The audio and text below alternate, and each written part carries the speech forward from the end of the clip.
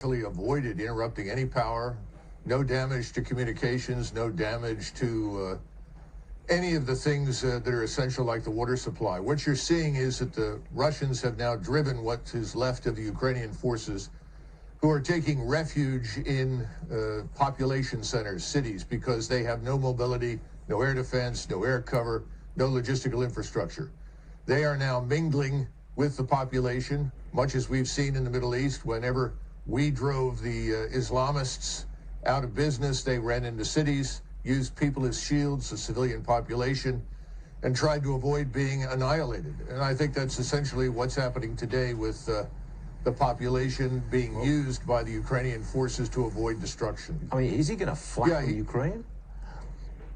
No, absolutely not. In fact, he's worked hard to capture most of it intact.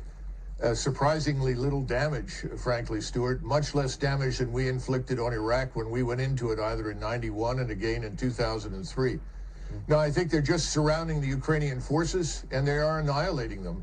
And this is inevitable. And Mr. Zelensky, I think, is postponing the inevitable in the hopes that we are going to rescue him, and we are not coming.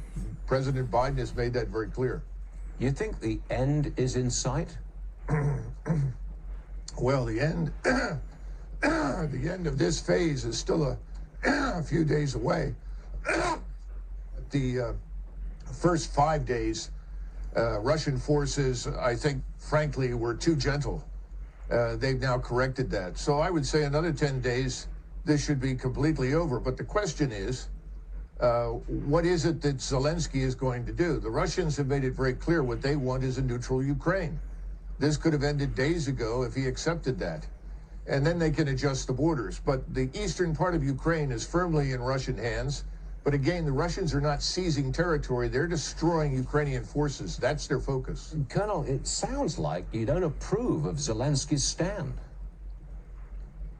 Oh, I think Zelensky is a puppet.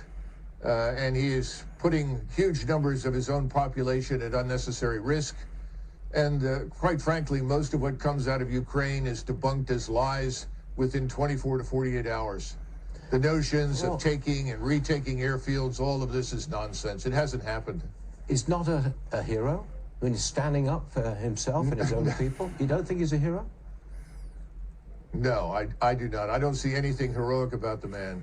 And I think the most heroic thing that he can do right now is to come to terms with reality. Neutralize Ukraine. This is not a bad thing. A neutral Ukraine would be good for us as well as for Russia. It would create the buffer that, frankly, both sides want. But he's, I think, being told to hang on and try to drag this out, which is tragic for the people that have to live